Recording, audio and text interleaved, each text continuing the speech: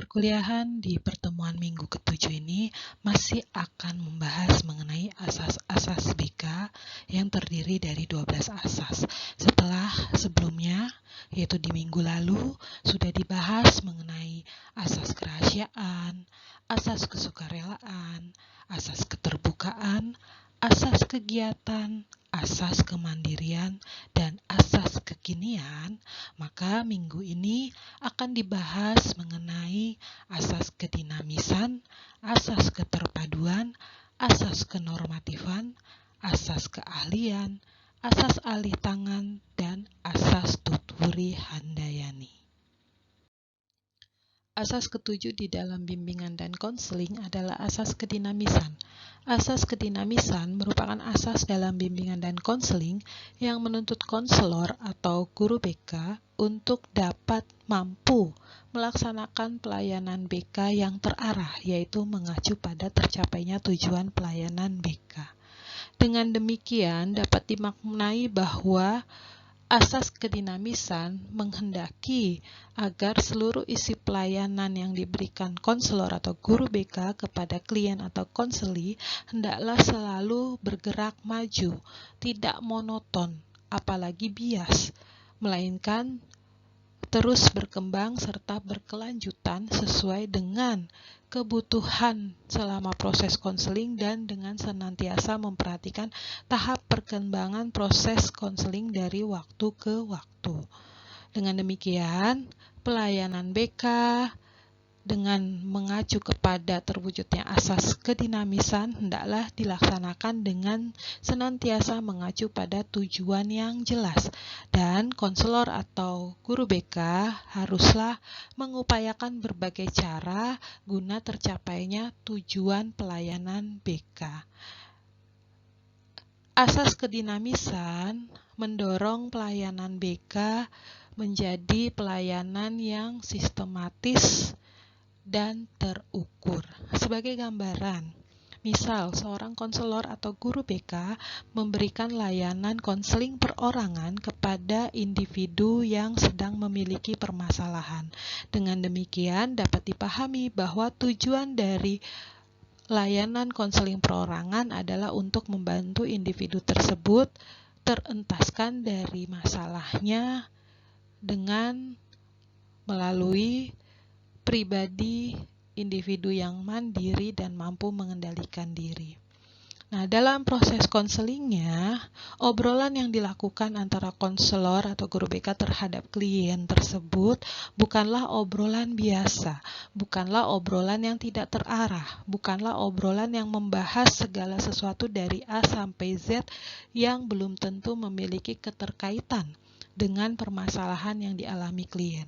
Maka dalam rangka mewujudkan asas kedinamisan, konselor atau guru BK di dalam melaksanakan layanan konseling perorangan, di dalam pemberian atau pembahasan suatu obrolan itu senantiasa berupaya agar obrolan yang dilakukan antara konselor dengan klien itu mengarah kepada diperolehnya informasi-informasi yang terkait dengan permasalahan yang dihadapi klien saat itu, dan mengupayakan obrolan tersebut berkembang atau meningkat sesuai dengan kebutuhannya, tidak hanya dalam proses mencari informasi, tapi sampai juga kepada proses menafsirkan, kemudian memberikan perlakuan sampai kepada melakukan penilaian dari proses konseling yang diberikan.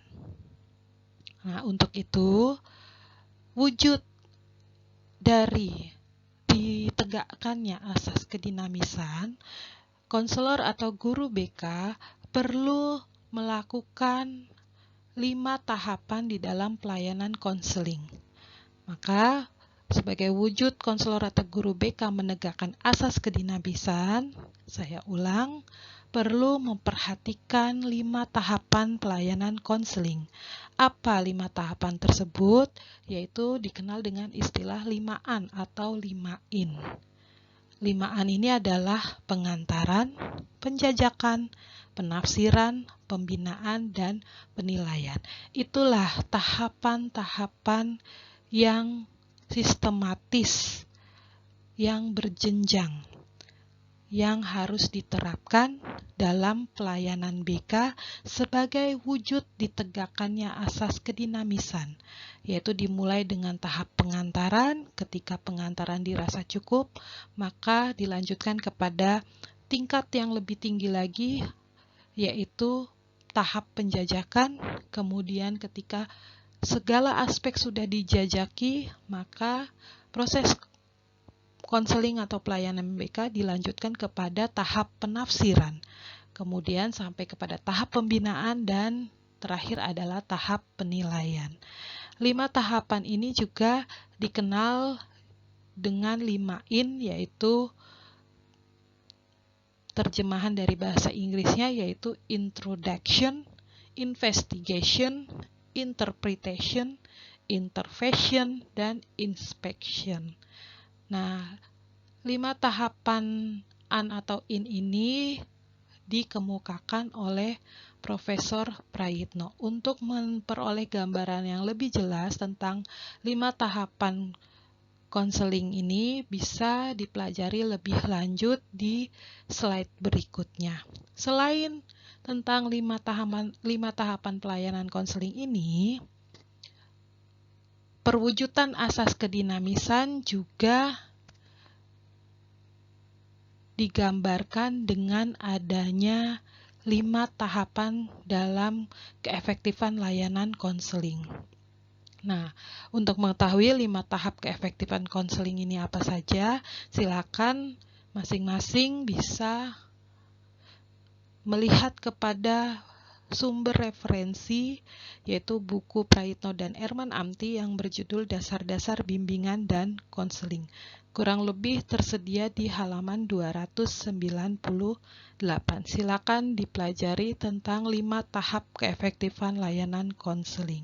Nah, inilah penjelasan tentang perlunya mewujudkan asas kedinamisan di dalam pelayanan bimbingan dan konseling.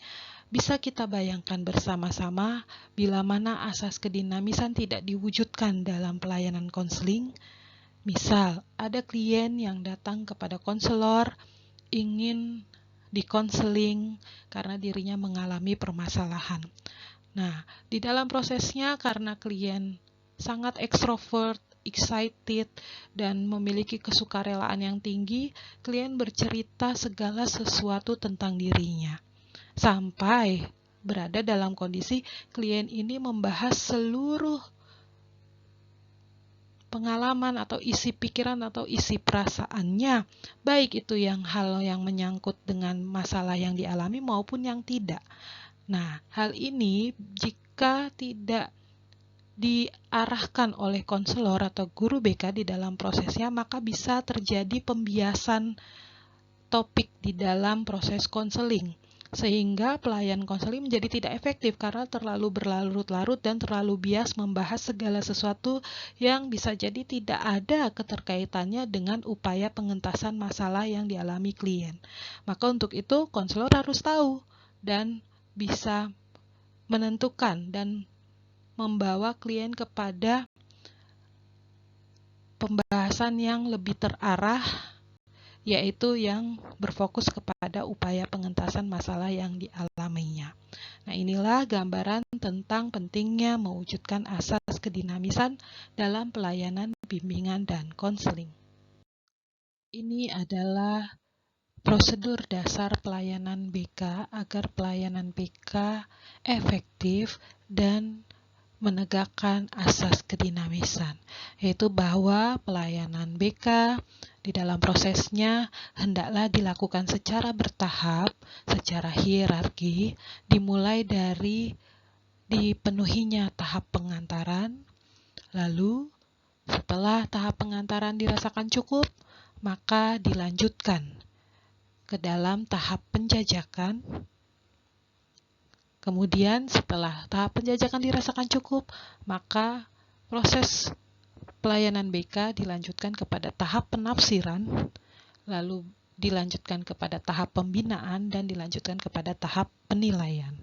Nah, inilah gambaran yang membuktikan bahwa pelayanan BK bergerak maju, terarah, tidak monoton, berkembang, mulai dari tahapan pertama sampai dengan tahapan kelima. Dan untuk mengetahui penjelasan dari masing-masing tahapan 5-an tadi, maka dapat diketahui bahwa tahap pengantaran merupakan kegiatan awal dalam pelayanan BK yang bertujuan untuk membangun keyakinan konseli dan membuat suasana nyaman yang dinamis, yang positif dan sukarela pada diri konseli. Maka tahap pengantaran ini di dalam prosesnya juga di dalamnya perlu menegakkan adanya asas kerahasiaan, perwujudan asas kesukarelaan, dan perwujudan asas keterbukaan. Nah, perwujudan 3 asas tersebut perlu diupayakan dari mulai tahap pengantaran, sehingga dalam prosesnya klien merasa suasana yang nyaman, suasana yang hangat, suasana yang akrab, suasana yang positif, dan menimbulkan atau memunculkan kesukarelaan pada diri klien di dalam mengikuti keseluruhan rangkaian pelayanan BK. Untuk itu, menjadi tugas konselor atau guru BK untuk senantiasa berupaya membangun terciptanya suasana dan keyakinan yang positif pada diri konseli atau klien terhadap guru BK atau konselor secara khusus dan terhadap pelayanan BK secara umum. Nah, kemudian tahap kedua, yaitu tahap penjajakan, dapat dimaknai sebagai tahap di mana konselor atau guru BK berupaya untuk bisa mengungkapkan kondisi klien, yaitu kondisinya tidak hanya secara fisik, tapi juga sampai mencapai kepada kondisi secara psikologisnya. Bagaimana perasaannya, apa yang dipikirkannya, apa yang diinginkannya, bagaimana kondisi dirinya, lingkungannya, dan lain sebagainya yang dapat menjadi informasi bagi konselor atau guru BK di dalam menggali kondisi yang sebenarnya tentang diri klien yang mengacu kepada sebab-sebab atau latar belakang mengapa dirinya memiliki permasalahan yang sedang dihadapi. Ketika penjajakan dirasa cukup dan konselor sudah semakin memiliki gambaran tentang kondisi yang dialami klien, maka tahap yang perlu dilakukan selanjutnya dalam proses konseling adalah melakukan tahap penafsiran. Tahap penafsiran dapat diartikan sebagai tahap di mana konselor berupaya memahami dan mendalami berbagai hal-hal yang terkait dengan kondisi klien melalui proses di mana klien diajak berpikir, diajak merasa, diajak bersikap, dan diajak untuk memikirkan kemungkinan bertindak dan bertanggung jawab terhadap masalah yang dialaminya. Dengan demikian, dalam tahap penafsiran, konselor atau guru BK bisa mengupayakan strategi BMB3 pada diri klien, di mana konselor akan senantiasa mengarahkan di mana terjadinya proses analisis, diagnosis, dan prognosis tentang masalah yang dihadapi klien.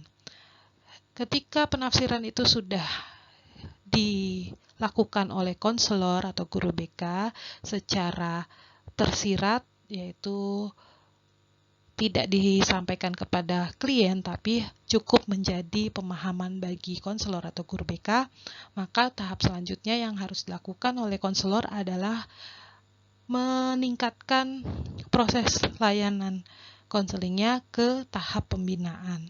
Tahap pembinaan dapat dikatakan sebagai tahap dalam konseling di mana konselor mengupayakan berbagai hal yang menunjang bagi terwujudnya kehidupan efektif sehari-hari atau case pada diri klien dan juga terentaskannya kondisi efektif sehari-hari yang terganggu pada diri klien yang diwujudkan dalam bentuk aksi nyata pada klien. Nah, dalam hal ini bisa konselor menerapkan berbagai teknik-teknik, baik teknik umum maupun teknik khusus yang dipelajari dalam membantu efektivitas pelayanan bimbingan dan konseling.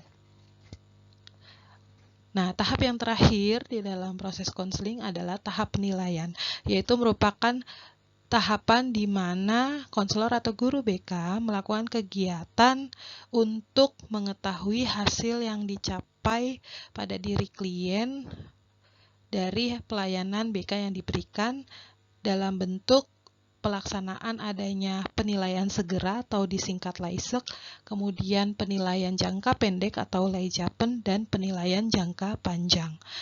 Penilaian segera atau LAISEK dalam tahap penilaian dilakukan sesegera mungkin setelah konselor atau guru BK menyelesaikan pemberian layanan. Nah, biasanya LAISEK ini dilakukan bisa secara verbal maupun secara tertulis. Nah, kalau secara verbal misalnya dengan memberikan pertanyaan kepada klien seperti berikut. Bagaimana dari layanan yang diberikan, apa yang kamu rasakan? Nah, itu kurang lebih gambaran mengenai pelaksanaan penilaian segera atau LAISEK yang dilakukan sesegera mungkin setelah layanan BK diberikan. Lalu ada juga LAIJAPEN, yaitu penilaian jangka pendek.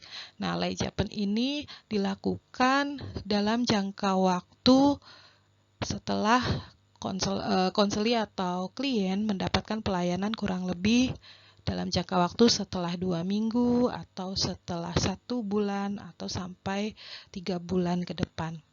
Nah, untuk memonitoring, mengevaluasi pelayanan BK yang sudah diberikan dalam jangka pendek tersebut. Nah, selain itu ada juga penilaian jangka panjang yang dapat dilakukan oleh konselor atau guru BK setelah kurang lebih misalnya memberikan layanan BK selama 6 bulan atau setelah 1 tahun akademik berikutnya. Nah, itu bisa dilakukan penilaian dalam konteks penilaian jangka panjang atau LAIJAPEN. Nah, inilah kurang lebih penjelasan spesifik tentang pengantaran, penjajakan, penafsiran, pembinaan, dan penilaian sebagai tahap-tahap di dalam pelayanan bimbingan dan konseling atau secara khususnya yaitu dalam pelayanan konseling perorangan.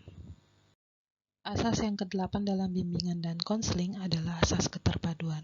Asas keterpaduan pada dasarnya mengacu pada 3 hal. Yang pertama, bahwa di dalam konselor atau guru BK memperoleh informasi yang berkenaan dengan diri klien, maka hendaklah informasi-informasi yang dikumpulkan bersifat menyeluruh, tidak hanya berasal dari satu sumber informasi saja.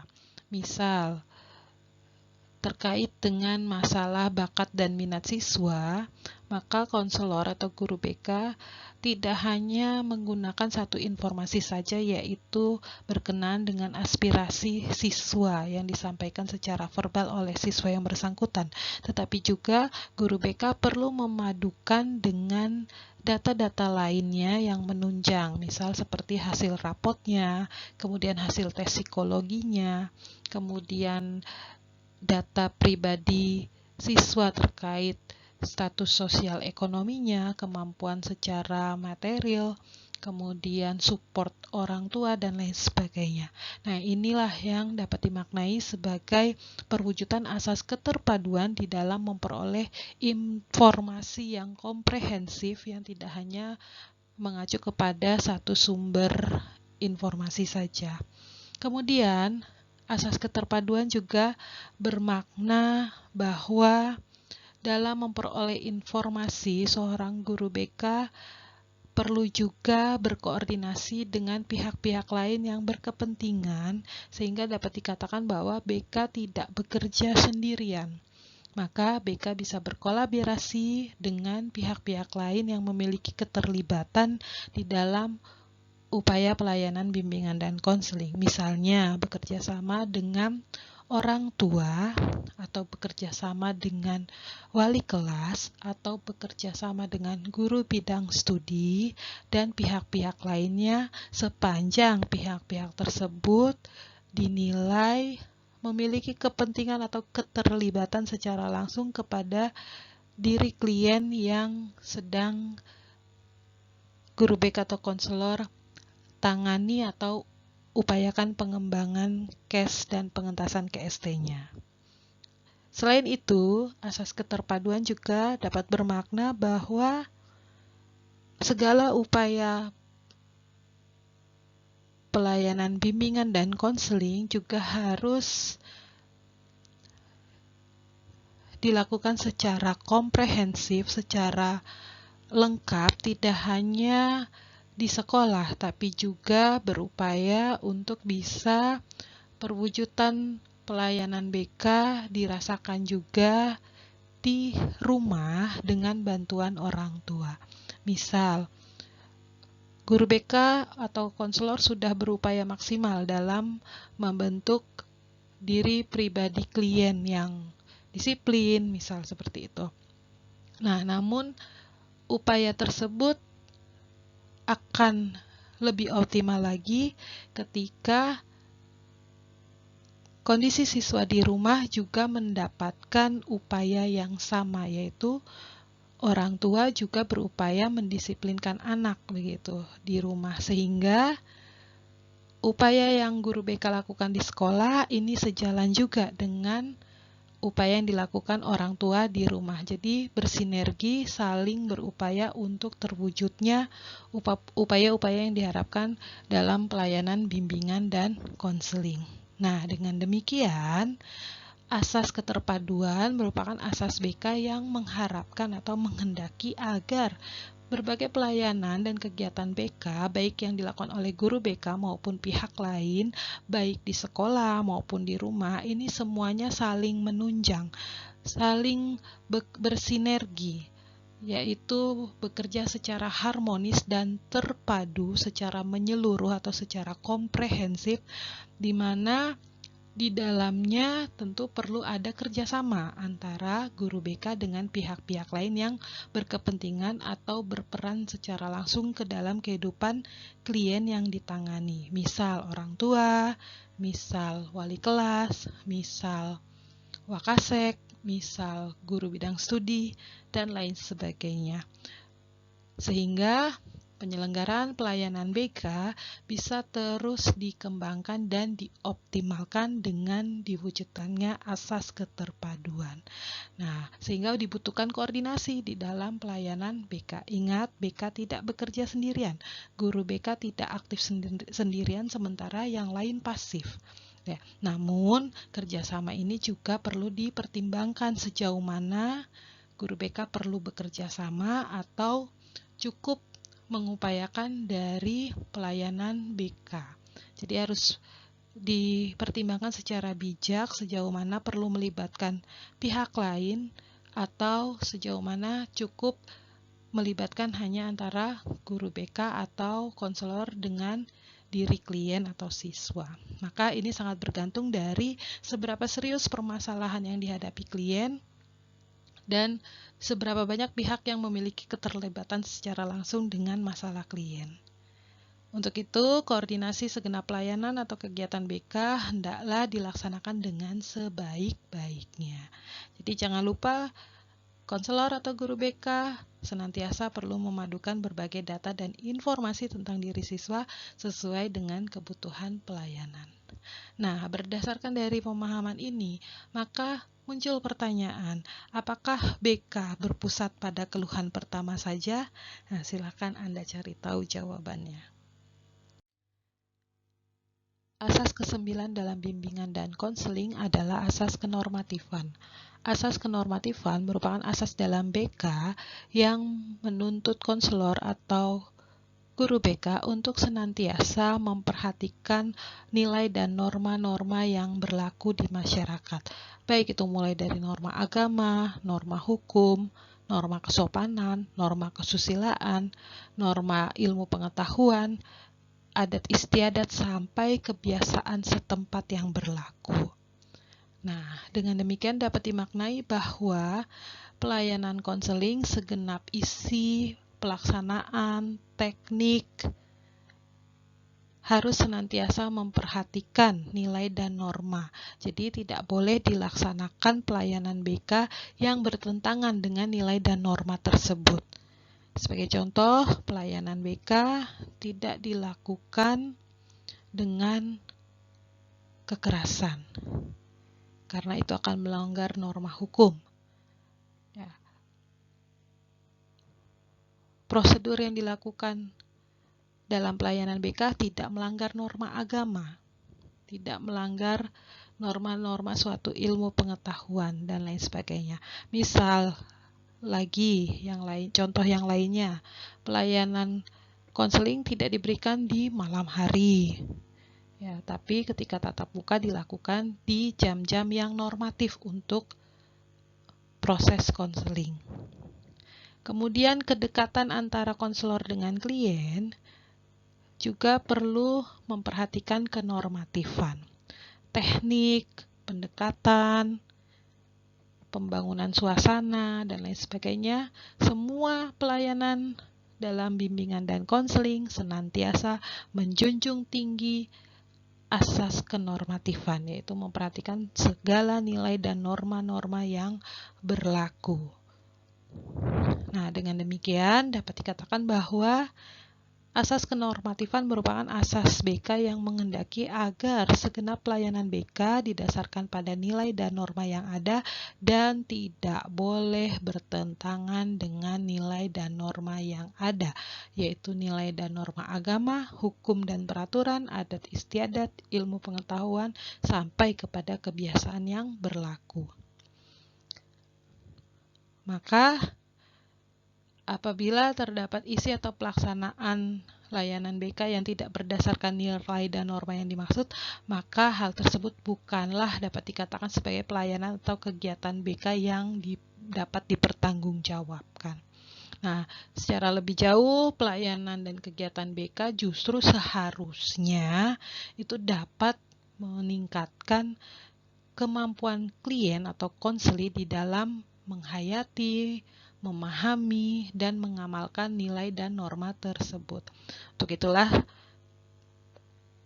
mahasiswa BK, para praktisi BK, perlu punya pemahaman yang mendalam tentang dimensi kemanusiaan, khususnya tentang dimensi keagamaan.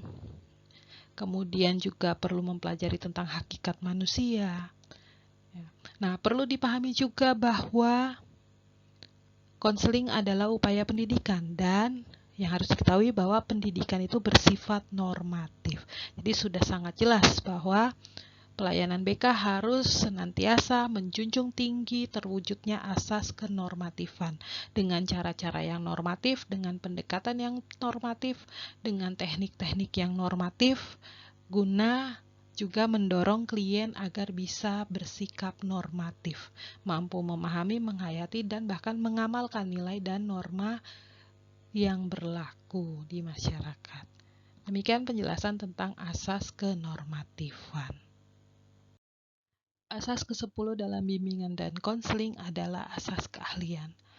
Asas keahlian dalam BK didasari pada pemikiran bahwa pelayanan dan kegiatan BK hendaklah diselenggarakan atas dasar kaidah-kaidah yang profesional. Maka dalam hal ini diharapkan para pelaksana pelayanan dan kegiatan BK merupakan tenaga yang betul-betul ahli atau profesional di dalam bidang bimbingan dan konseling. Dengan demikian dapat dimaknai bahwa asas keahlian merupakan asas dalam BK yang menuntut tenaga pelayanan BK haruslah orang yang ahli atau orang yang profesional di dalam bidang bimbingan dan konseling, yang mana dimaknai orang yang ahli dalam bidang bimbingan dan konseling adalah orang yang telah menempuh pendidikan dalam tingkat perguruan tinggi yang relatif lama dan sesuai dengan bidang keahliannya, yaitu kalau bicara keahlian dalam bimbingan dan konseling berarti adalah orang yang telah menempuh pendidikan yang relatif lama di jenjang perguruan tinggi, yaitu dalam bidang bimbingan dan konseling.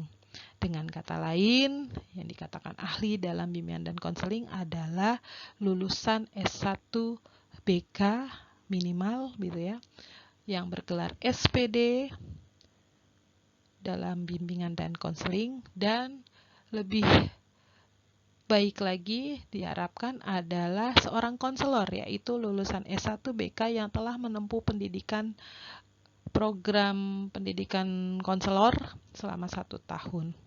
Nah, keprofesionalan guru BK haruslah terwujud baik di dalam bagaimana konselor tersebut menyelenggarakan berbagai jenis-jenis pelayanan dan kegiatan BK maupun termasuk konseling, dan senantiasa mampu menegakkan kode etik BK. Nah, atas dasar perlunya perwujudan asas keahlian di dalam bimbingan dan konseling, maka perlu dijawab pertanyaan berikut. Jadi, apakah BK dapat dilakukan oleh siapa saja? Nah, silakan berargumentasi dari pertanyaan tersebut.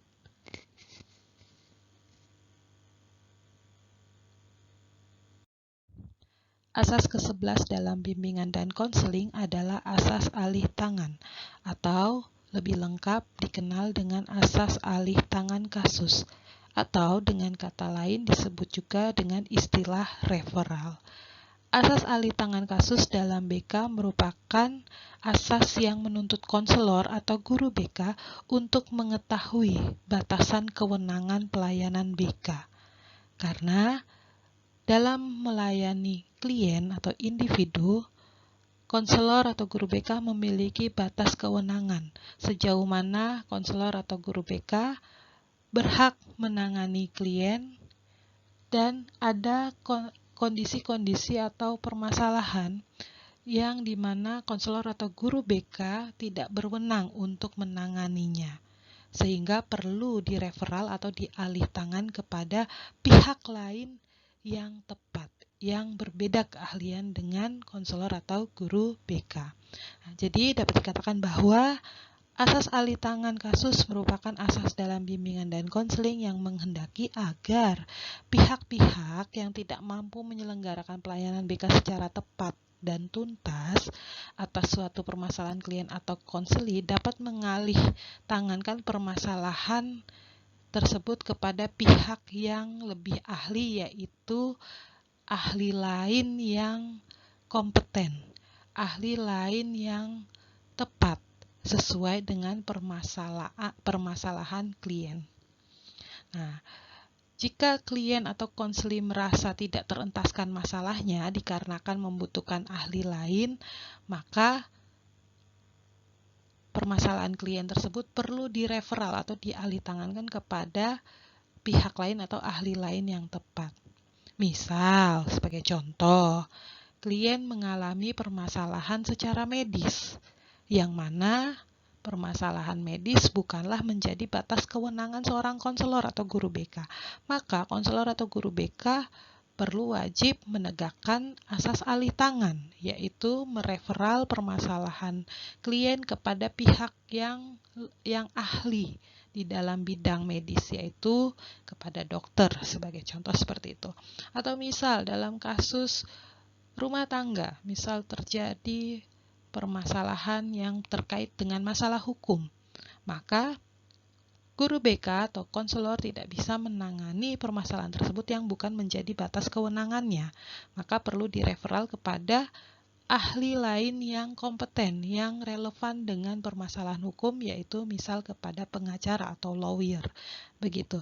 Nah, perlu diperhatikan di sini, saya ralat dan saya tekankan bahwa asas alih tangan kasus ditegakkan oleh konselor atau guru BK bukanlah kepada sesama konselor atau guru BK yang dinilai lebih ahli, lebih senior, lebih berpengalaman. Nah, bukan itu yang dimaksud di dalam perwujudan asas alih tangan. Melainkan alih tangan dilakukan bila mana klien merasa tidak terentaskan masalahnya, tidak tertangani oleh konselor atau guru BK karena klien membutuhkan ahli lain yang relevan dengan permasalahannya. Ya, sebagai contoh tadi yang diberikan gambaran tentang permasalahan yang terkait dengan dunia medis dan permasalahan yang terkait dengan dunia hukum gitu ya. Sehingga pada masalah-masalah tersebut merupakan permasalahan yang di luar kewenangan seorang guru BK atau konselor. Maka perlu dialihtangankan atau direferal kepada ahli lain yang kompeten, yang relevan dengan permasalahan klien, yaitu misalnya tadi dialihtangankan atau direferal atau istilah lamanya adalah dirujuk begitu ya. Dirujuk kepada dokter, medis, dan juga dirujuk kepada pengacara bila membahas tentang permasalahan hukum gitu. Nah, jadi yang perlu diingat, konselor atau guru BK tidak boleh melakukan referral atau alih tangan kasus kepada sesama guru BK atau sesama konselor gitu ya. Karena bila mana itu terjadi, justru konselor atau guru BK tersebut akan kehilangan trust, akan kehilangan kepercayaan, atau bahkan dalam hal yang lebih serius lagi adalah dipertanyakan kompetensinya sebagai seorang konselor atau sebagai guru BK, maka bisa berdampak kepada dinilai tidak profesional gitu ya. Jadi sepanjang permasalahan klien masih menjadi ranah guru BK atau konselor, maka harus ditangani dan tidak boleh direferal. Jadi alih tangan kasus hanya boleh dilakukan bila mana klien membutuhkan ahli lain yang relevan dengan permasalahannya. Nah, nanti di slide berikutnya akan dijelaskan kurang lebih beberapa masalah klien yang perlu direferal. Berikut adalah beberapa kasus yang merupakan kasus-kasus di luar kewenangan konselor sehingga perlu dilakukan referral atau alih tangan kasus. Misal ketika permasalahan klien menyangkut dengan masalah kriminal, maka beberapa hal yang terkait dengan kriminal ini perlu dialih tangankan kepada pengacara atau lawyer dan lain sebagainya yang memang merupakan ahli dalam bidang hukum. Kemudian yang kedua adalah bila mana menyangkut permasalahan tentang penyakit baik itu fisik maupun mental. Nah, penyakit secara fisik maka konselor atau guru BK perlu mereferal kepada dokter ya untuk secara medis ditangani, dan bila mana penyakit yang bersifat mental berarti terkait dengan kelainan mental, maka perlu lebih lanjut dirujuk kepada psikolog untuk bisa dijustifikasi apakah memang mengalami penyakit mental atau tidak. Ingat, yang menjustifikasi hanya boleh psikolog atau psikiater, bukan konselor atau guru BK. Nah, sehingga perlu dialih tangankan kepada ahli lain, yaitu psikolog atau psikiater untuk menentukan apakah benar klien atau yang bersangkutan yang kita tangani merupakan klien yang mengalami permasalahan secara mental atau memiliki penyakit mental.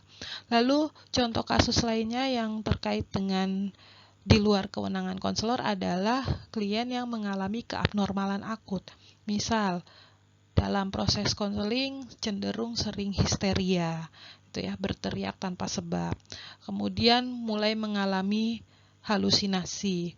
Kemudian misalnya punya kecenderungan bipolar atau punya kecenderungan anxiety yang berlebihan yang sampai kepada klien ini tidak bisa diajak berbicara secara rasional gitu ya. Nah, untuk kasus-kasus tersebut maka guru BK atau konselor bisa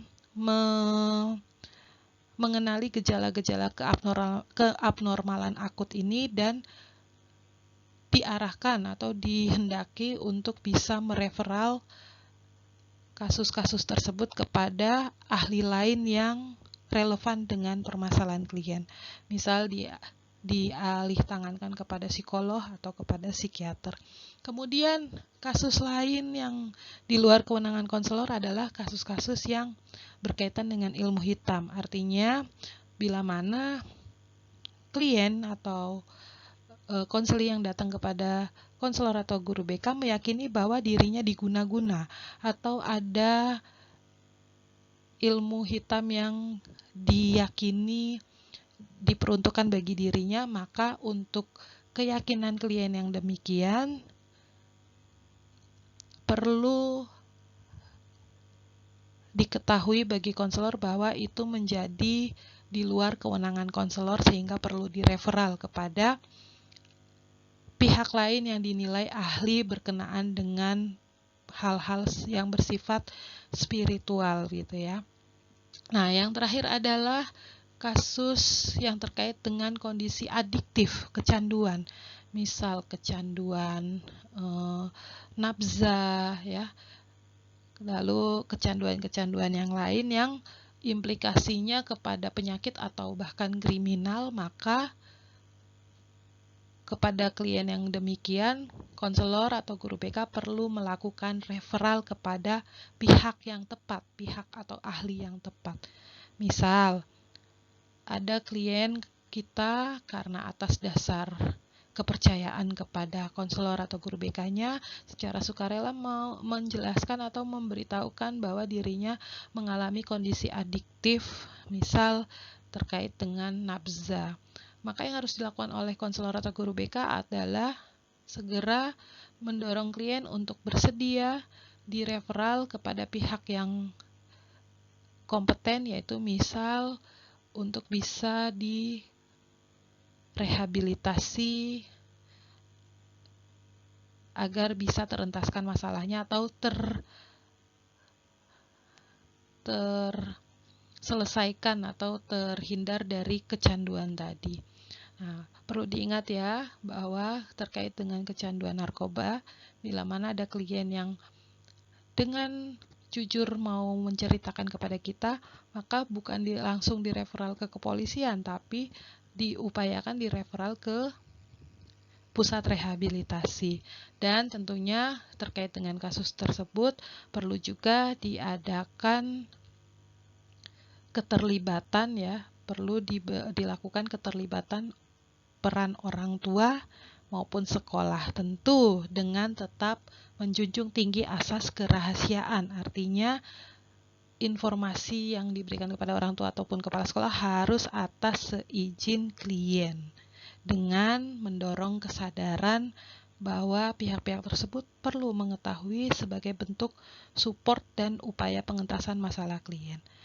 Nah, demikian kurang lebih kasus-kasus yang perlu diketahui bahwa kasus tersebut di luar kewenangan konselor, bahwa konselor punya batas kewenangan, tidak serba bisa dan tidak serba mampu, tetapi ada kasus-kasus yang perlu direferal atau dialih tangankan kepada pihak lain yang ahli atau yang kompeten di bidangnya yang sesuai atau relevan dengan permasalahan klien. Jadi ada pertanyaan yang perlu kalian jawab. Apakah BK melayani orang yang sakit atau kurang normal? Nah, silakan dicari jawabannya dan diargumentasikan pendapatnya. Asas terakhir, yaitu asas ke-12 dari asas BK adalah asas Tutwuri Handayani. Asas Tutwuri Handayani merupakan asas dalam bimbingan dan konseling yang menuntut konselor atau guru BK untuk dapat senantiasa menciptakan suasana yang mengayomi, bisa memberikan rasa aman, senantiasa memperhatikan dan memonitoring kondisi dan perkembangan klien, meskipun klien tidak mendapatkan pelayanan BK ataupun sudah mendapatkan pelayanan BK. Jadi dapat dikatakan bahwa asas Tutwuri Handayani merupakan asas BK yang menghendaki atau mengharapkan agar pelayanan BK secara keseluruhan itu dapat menciptakan suasana yang mengayomi, memberikan rasa aman, mampu mengembangkan keteladanan, dan mampu memberikan rangsangan dan dorongan serta kesempatan yang seluas-luasnya kepada klien atau peserta didik untuk berkembang, untuk maju. Nah, sehingga pelayanan BK dapat terus-menerus senantiasa dirasakan kemanfaatannya bagi klien ataupun peserta didik. Nah, asas Tutwuri Handayani ini juga melengkapi semboyan dari pendidikan itu sendiri yang diterapkan juga dalam pelayanan bimbingan dan konseling, yaitu ingarso sung tulodo. Di depan konselor atau guru BK bisa menjadi teladan, bisa memberikan contoh, bisa menjadi panutan, dan tidak hanya di depan tapi juga ing madyo mangun karso. Konselor atau guru BK di tengah-tengah membangun suasana, menjadi penyemangat, menjadi motivator, kemudian bersama-sama klien atau siswa mengupayakan perkembangan yang optimal dari setiap diri klien atau siswa. Dan yang terakhir adalah tutwuri handayani itu sendiri, yaitu di belakang mengawasi, mendorong, memperhatikan, mengarahkan dari belakang, memberikan kepercayaan pada klien untuk klien bisa menentukan arah, mengembangkan kemampuan, mengambil keputusan dengan tetap selalu dimonitor atau diawasi dan diperhatikan oleh konselor atau guru BK. Artinya selalu diperhatikan dan dimonitoring, tidak sepenuhnya dilepaskan atau dibiarkan, tapi tetap diberikan kebebasan, kemampuan untuk mengarahkan, namun tetap dalam pengawasan dan selalu senantiasa diupayakan untuk diarahkan bila mana klien atau siswa berada dalam keputusan atau berada dalam kondisi yang berdampak pada terhambatnya perkembangan dan berdampak juga pada kondisi yang tidak efektif. Demikian penjelasan tentang asas tutwuri handayani yang menutup seluruh penjelasan tentang 12 asas BK. Silakan kerjakan tugas 7 secara mandiri dengan menuliskan jawaban di kertas folio dengan diawali identitas diri secara lengkap.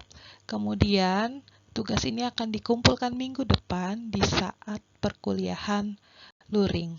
Selamat mempelajari pertanyaannya dan selamat mengerjakan jawabannya. Sampai ketemu minggu depan secara luring.